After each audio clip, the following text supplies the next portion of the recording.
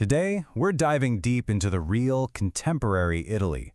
We're going to connect the dots between modern civic life, a divided economy, and some seriously cutting-edge science. So let's get past the usual tourist stuff, right? We're going to sit through some fascinating new data and stories to get a real, unvarnished picture of what's actually going on in Italy right now. And what you find is this nation of incredible contrasts. It's a place where ancient traditions are living right alongside futuristic technology, and where you'll see these really deep challenges meeting some amazing resilience. So let's start with power. Okay, let's kick things off with how regular citizens can make their voices heard. We're going to look at two very different, but, equally powerful ways people participate, starting with a really unique feature of their national voting system. First up is something called the abrogative referendum. This is a super powerful tool that's baked right into the Italian constitution. See, it doesn't create new laws. Instead, it gives citizens the direct power to get rid of existing ones. And it's been at the heart of huge social debates, like the ones on divorce and abortion back in the day. Now get ready for this, because here is where it gets totally counterintuitive. If you want to get rid of a law, you vote yes.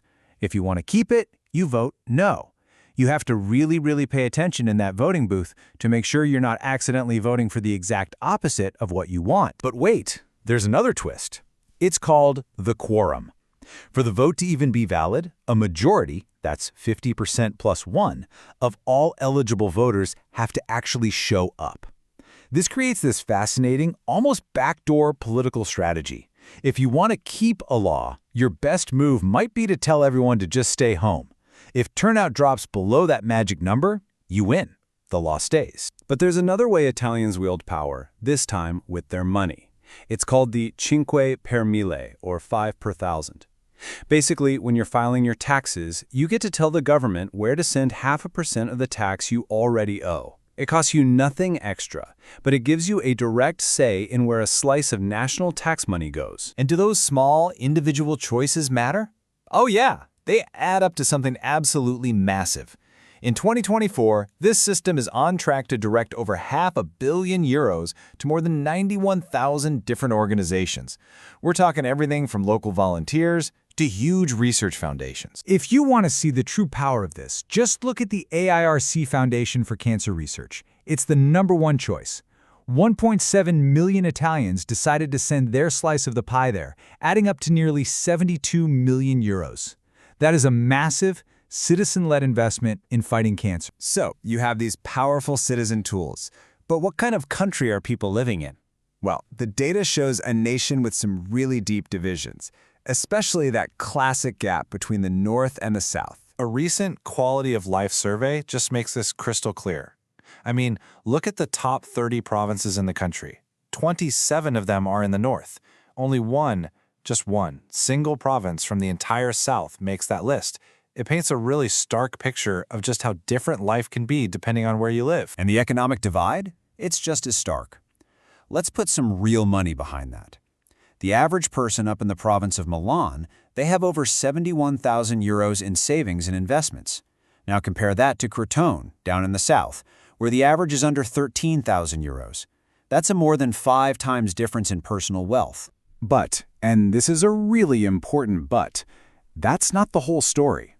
While the sheer amount of money is concentrated in the north, if you look at the growth rate of invested savings, some of the fastest-growing provinces are actually in the south.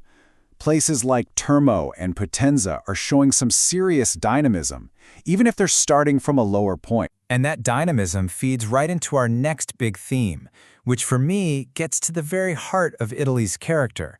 This fascinating collision of deep-rooted heritage with world-class futuristic technology. So, believe it or not, there's a growing movement of urban vineyards. And I'm not talking about a few vines on a balcony. I mean actual working vineyards right inside cities, preserving ancient grapes on rooftops, along old city walls, and in historic parks. And get this, Italy is leading the world in this with 32 documented urban vineyards. This love for heritage brings us to this incredible story from Naples. It's about the ancient Sereno spring water. For centuries, this water was a true symbol of the city, I mean, it was so prized it was served at royal tables. But then, because of privatization and other issues, it just disappeared from public life. It was basically lost to the city for 53 years. But now, after tons of dedicated research, it's been found and reactivated. And the best part? The plan isn't to bottle it up and sell it. No, it's to manage it as a common good, a free, shared resource for the people of Naples run by the community. Okay, so from ancient water, let's do a complete 180. As Naples is rediscovering its past, the city of Turin just switched on Italy's very first quantum computer. This is a massive deal, putting Italy in this really elite club of only about a dozen countries with this kind of tech up and running. So what's the big deal? Well, your laptop uses bits, right? They can only be a 0 or a 1. A quantum computer uses qubits, and because of some wild quantum mechanics, a qubit can be both a 0 and a 1 at the exact same time. This lets it explore a staggering number of possibilities all at once, which could help us solve problems that are basically impossible for today's computers. All right, so let's bring all this home. All these threads, innovation, research, well-being, what does it actually mean for a real person? This is where it all becomes powerfully human. Meet Andrea. 4 years ago, a terrible spinal cord injury left him completely unable to walk. But then, surgeons in Turin implanted this groundbreaking neurostimulator on his spinal cord, a procedure developed by Italian research teams.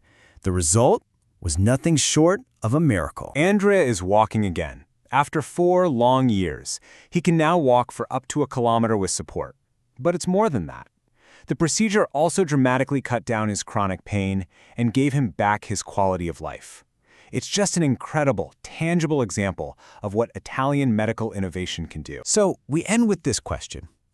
Just think about how all these things, which seem totally separate, a weird voting rule, a citizen-funded research grant, the money gap between Milan and Crotone, a rediscovered spring, a quantum computer, and one man's ability to take a single step, are all part of the same story. They all weave together to tell the bigger, more complex, and constantly evolving story of a nation.